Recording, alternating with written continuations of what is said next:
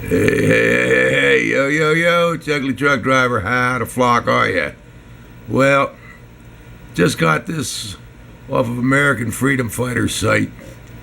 Breaking: government arresting people for anti-Obama Facebook posts. September 12th, 2014 by Dean James. I'm going to read it to you. I mean, you can't make this stuff up.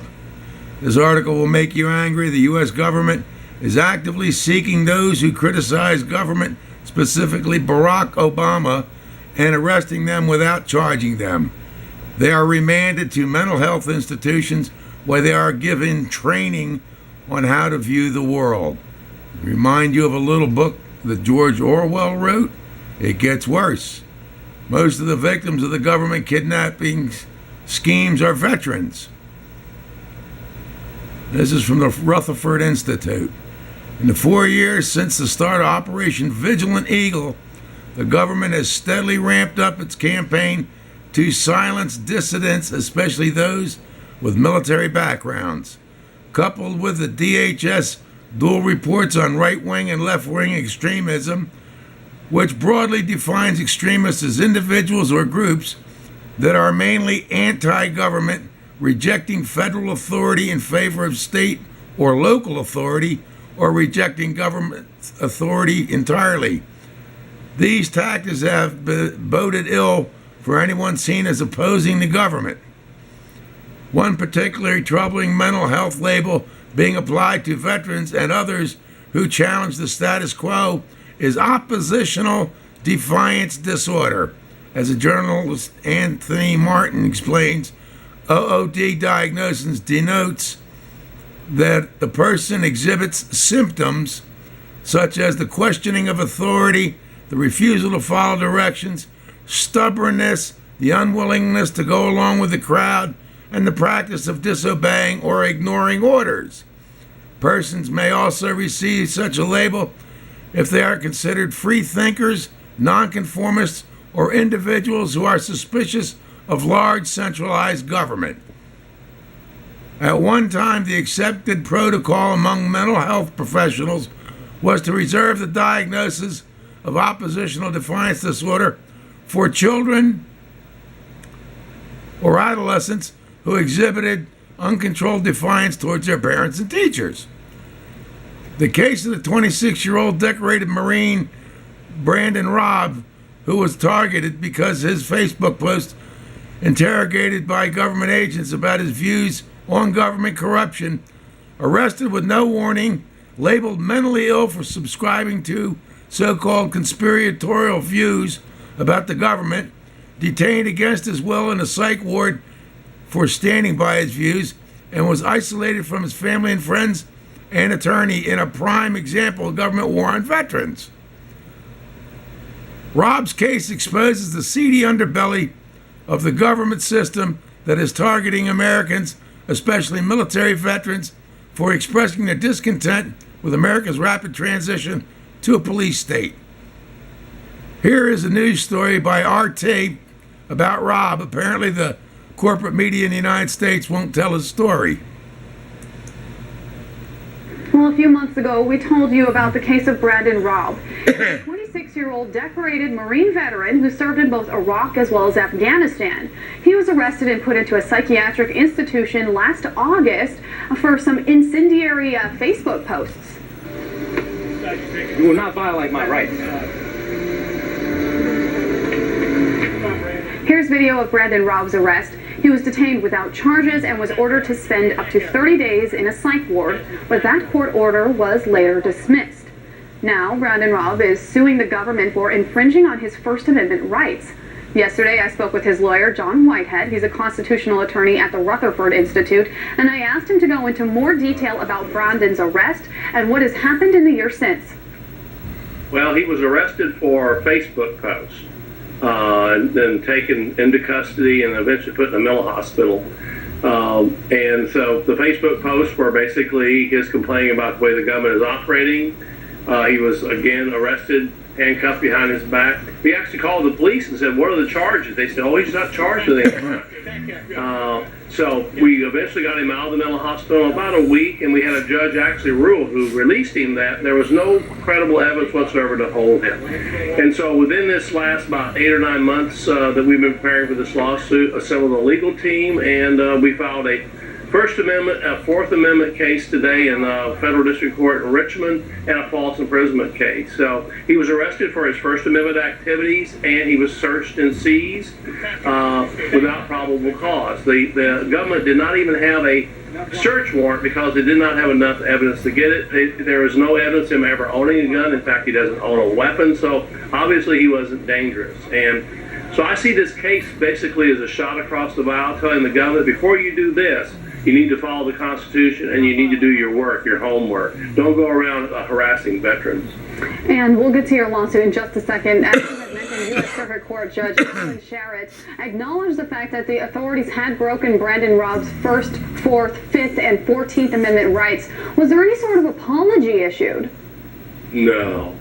In fact, I had veterans groups have called me around the country. This has happened to other veterans. A lot of them have not been taken into custody, but the FBI is actually showing up their doorstep saying we're investigating text messages, emails. The National Security Agency contacted one veteran and said he read his emails. They were concerned. So this is a national phenomenon. And again, the Raub case is basically saying, if you're going to do this, you're going to get sued. So talk about the lawsuit. What is the lawsuit that you are currently filing, and who are you suing? What type of reparations are you hoping for in this case? Well, we're suing the police officers, the FBI, Secret Service, a psychiatrist who did a short examination of him while he was in jail, and some other employees of the so-called commission that had him arrested basically and taken into custody. Again, we're hoping that Brandon Raub will get some compensation. They put him through hell in a mental hospital, and his whole family was traumatized. And also, we're asking that the government be enjoined and they cannot harass him anymore. So that's the basis of our lawsuit. I think we have a case here, but I hope it puts these fellows on notice. Federal authorities and local police, they take an oath to uphold the Constitution. Well, they need to do that. Now, as I understand it, Brandon Raub's Facebook postings that were so controversial were actually spotted by Operation Vigilant Eagle. What is that, and how was your client actually spotted from it? Well, basically, Operation Vigilant Eagle is a program that was put into effect by the Department of Homeland Security right after Jennifer Napolitano issued 2 memos, right-wing extremism, left-wing extremism. In the right-wing extremism memos, veterans were actually mentioned, returning veterans, as being people who needed to be watched because they were anti-government. When I read those memos, the first thing I thought was, oh my, I'm guilty of it too. Anybody would be an extremist if you disagree with the Obama administration. So that's what Operation Vigilant Eagle is. It's a way they want to do surveillance on returning veterans, watch them, and if they get out of control, basically, anti-government sentiment, they can be investigated and possibly civilly committed to a mental institution. So are you saying that the U.S. government is targeting veterans as possible extremists?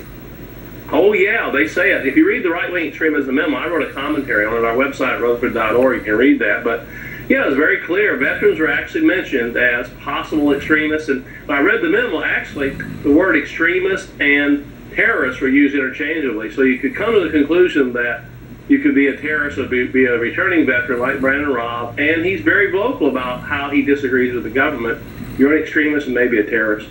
Now, as you had mentioned earlier, since coming to Brandon's defense, I understand that you've had a lot of other veterans come and reach out to your organization and speak about similar experiences. Would you say that this is a common occurrence or just a few exceptions?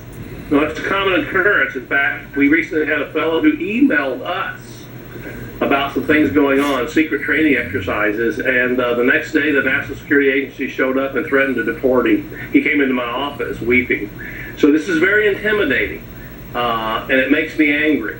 We don't want to go around intimidating. If we're going to send people overseas to fight these wars, we don't want to treat them like criminals when they return. And that's the purpose of this lawsuit, basically, to help Brandon, but also to help the vets get the government off their backs.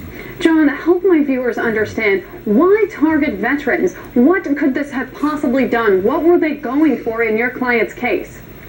I think there's a government paranoia. The question is, why is the Department of Homeland Security buying 450 million rounds of hollow point bullets? We don't know, but there is a paranoia with the government now. Vets, they think maybe could actually really resist. But most of the vets I talk to, they don't want to get guns and resist. They've been overseas. They've seen something they don't like. A lot of them don't like the drone strikes and all the things they're seeing. And they come back and they're very upset, and they want to get very, very vocal. And Brandon Robb happens to be one of those kind of vets. Well, please keep us updated on this case as well as future cases that come up. John Whitehead, constitutional attorney at the Rutherford Institute. Thank you for joining us.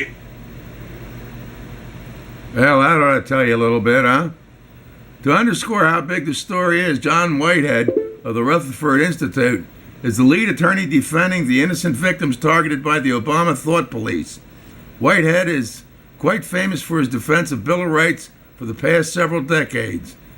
This is big. Obama wants everybody to think like a brain-dead zombie while he transforms America into George Orwell's 1984. It's bad, folks. This leftist socialist government that has been in place since 2008. If you're a veteran, a Christian, a conservative, God-fearing, you're marked. And this is proof. Now, a lot of us have talked between ourselves. You've seen some people like Alex Jones on InfoWars refer to this. Alex Jones isn't one of my most favorite people, but like I said 10 or 15 years ago, if you'd have said this, I'd say you're crazy as batshit. Here it is, folks. Right there for the whole world to see. And you know what? The government is using it for intimidation. They think they can intimidate the crap out of you. But the problem is, if enough of us are aware of it, because you're not going to see this on the liberal news media. You're going to see it on private internet media and stuff like that. But you need to sit there and take this, spread it around, especially if you're a veteran. This is totally outrageous by our government. And remember, like what I always say, I carry a copy of the Constitution in my back pocket, just in case. Maybe it's time you do too. I don't go out of the house without mine. So there you go, folks. You make of it what you will, but I just gave it to you in black and white right off the internet. And the sponsoring people are the America's Freedom Fighters. And this is September 12th edition, 2014. Take it to the bank, spread it around. Bye-bye.